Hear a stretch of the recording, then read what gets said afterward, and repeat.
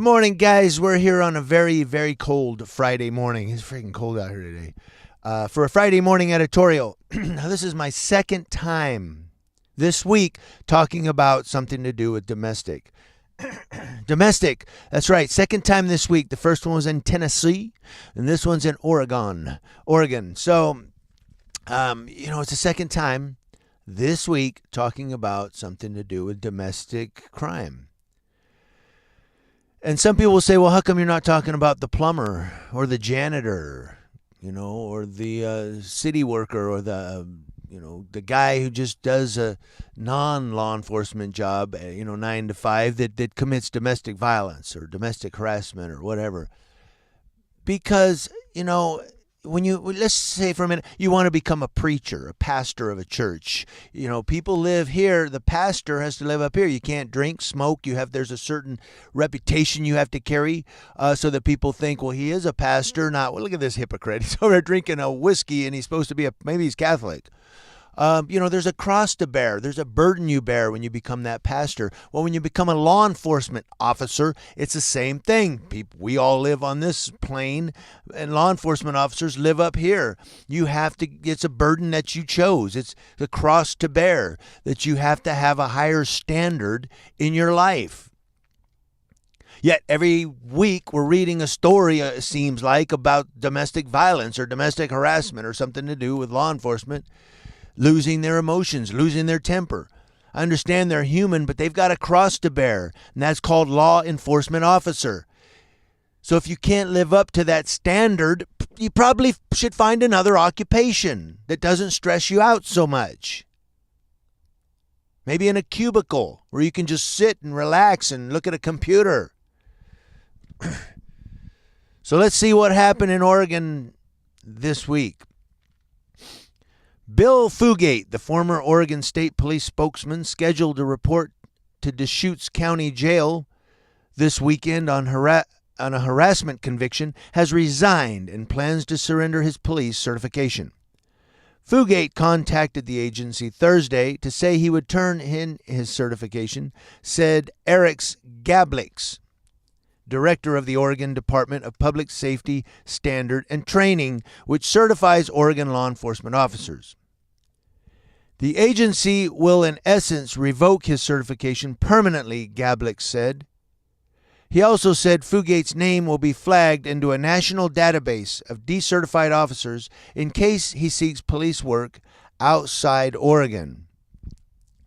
Fugate submitted his letter of resignation to Superintendent Travis Hampton on Thursday, calling it one of the most difficult in my life as I have spent my entire adult life as a law enforcement officer.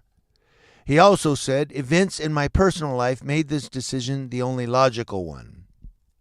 He wrote, I do feel I was not treated fairly based on past practices and felt isolated from the agency. I hope in the future the department has better mechanisms in place to take care of its members going through difficult times without even being or proven guilty or just standards applied. Hey! Doesn't that sound familiar?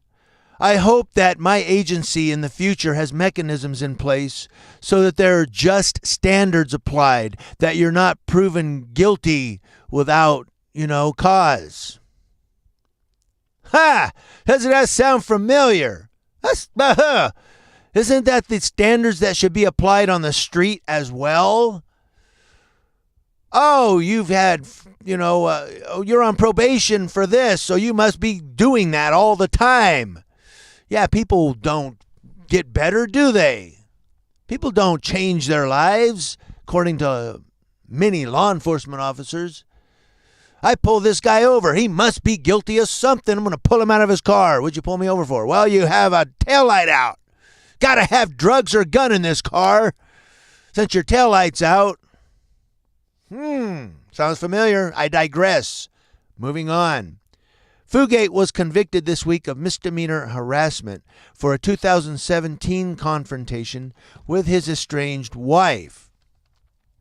After the hearing, the Deschutes County District Attorney's Office alleged in a statement that Fugate violently grabbed his estranged wife, causing bruising to her arm. Fugate, 43, was an 11-year state police veteran who rose to the rank of captain.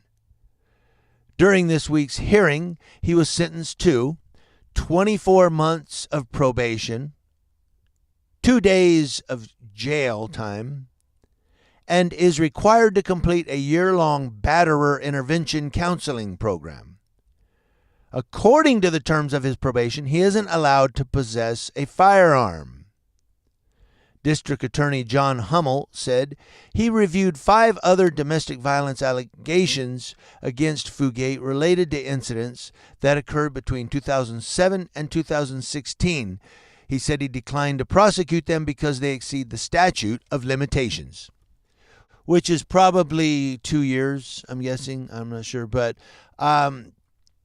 so here's this captain of the Oregon State Police, and he was convicted on this misdemeanor harassment and probation, jail time, has to go through a counseling program, so he resigned.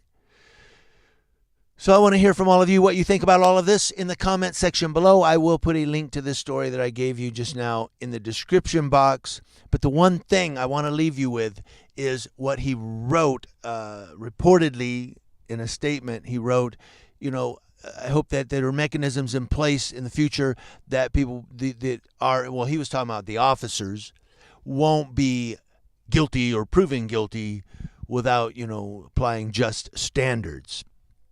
That's something I think that they should be doing on the street as well. And I get it. No, look, I've watched TV shows like Intervention and things about jail or prison and how they're getting out. And then it says at the end, Joe Blow returned back to prison for an armed robbery 4 months later.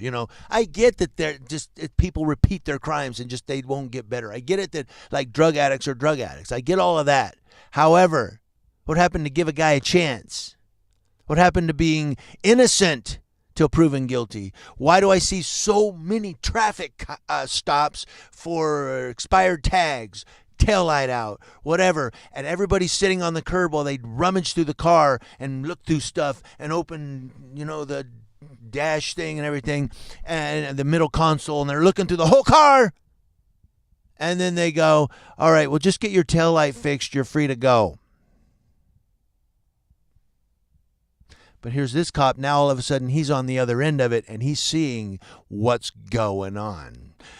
News Now Yucaipa letting you guys know what's going on in Oregon. Let me know what you think and have a great weekend. By the way, tomorrow morning I'm going to we're going to attempt the First Amendment audit at an agency that said we need $40 million or you're going to have longer wait times.